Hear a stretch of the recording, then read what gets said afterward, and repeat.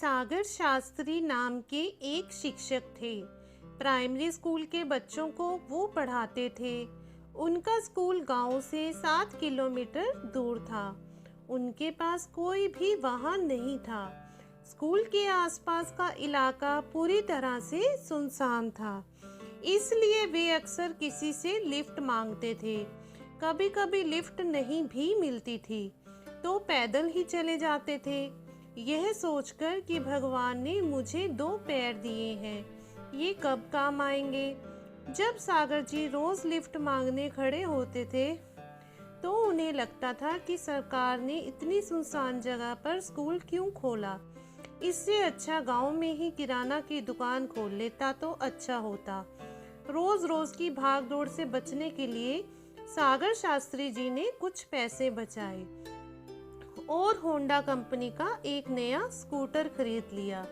खुद का वाहन ना होने के कारण सागर शास्त्री जी ने जो कष्ट सहे, उन्होंने अपने मन में गांठ बांध ली और तय किया कोई लिफ्ट मांगे तो उसे मना नहीं करेंगे, क्योंकि उनको यह पता था कि अगर कोई हमें लिफ्ट के लिए मना करता था तो कितना बुरा लगता था।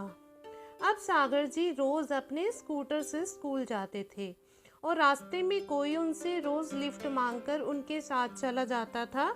वापसी के रास्ते में भी कोई ना कोई उनके साथ आता था। एक दिन जब सागर जी स्कूल से लौट रहे थे तो सड़क पर एक आदमी मायूस होकर लिफ्ट के लिए हाथ दिखा रहा था। सागर जी ने अपनी आदत के अनुसार अपना स्कूटर रोका और वह व्यक्ति बिना कुछ बोले स्कूटर पर बैठ गया।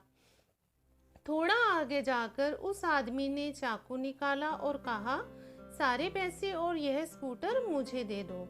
इस धमकी ने सागर जी को पूरी तरह से डरा दिया और तुरंत सागर जी ने अपनी स्कूटर रोका। वह स्कूटर था जिससे वे बहुत प्यार करते थे। सागर जी ने उस स्कूटर की चाबी देते हुए एक विनती की। सागर जी ने विनती करते हुए उनसे कहा कि तुम किसी को यह मत बताना कि तुमने स्कूटर कहां से और कैसे चुराया। यकीन करो मेरा, मैं पुलिस में रिपोर्ट भी नहीं करूंगा। इस आदमी ने आश्चर्य से पूछा, क्यों? दिल में डर और चेहरे पर उदासी लिए सागर जी ने कहा, यह सड़क बहुत ऊबड़-खाबड़ और सुनसान है। इस सड़क पर ना के बराबर वाहन चलते हैं। साथ ही अगर इस सड़क पर ऐसी घटनाएं होती रही तो लिफ्ट देने वाले चंद लोग भी लिफ्ट देना बंद कर देंगे। सागर जी की इस भावनात्मक बातों ने आदमी के मन को छू लिया। उसे सागर जी एक अच्छे इंसान लगे, लेकिन वह भी अपना पेट भरना चाहता था। ठीक है, ऐसा बोलकर वह स्कूटर लेकर वहां से निकल गया। अगली सुबह जब सागर जी अखबार लेने बाहर दरवाजे के पास आए और दरवाजा खोला तो सामने उनको अपना स्कूटर दिखा। सागर जी की खुशी का तो ठिकाना ही नहीं रहा।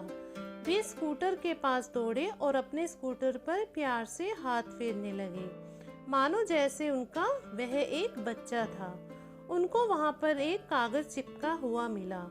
उस पर लिखा हुआ था, मास्टर साहब, यह मत सोचिए कि आपकी बातों से मेरा दिल पिघल गया। कल मैंने आपका स्कूटर चुराया और गांव गया और सोचा कि उसे भंगार वाले को बेच दूं।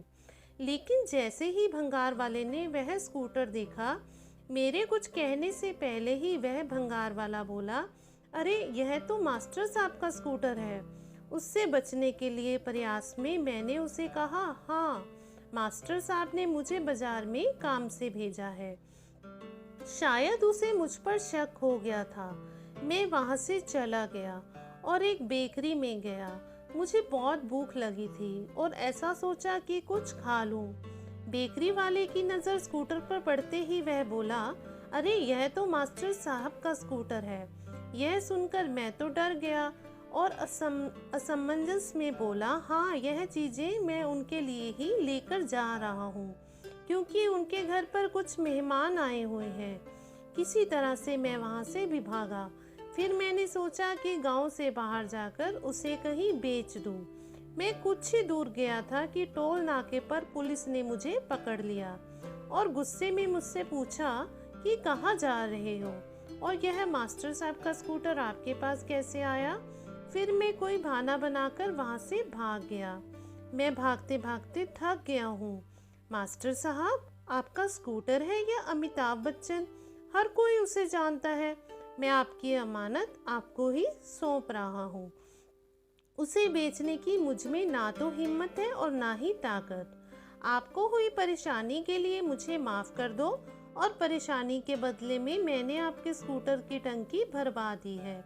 इस पत्र को पढ़कर सागर जी मुस्कुराए और कहा, कर भला तो हो भला। अगर आप दिल के नेक इंसान हो तो आपके आसपास के लोग निश्चित रूप से खुश होंगे।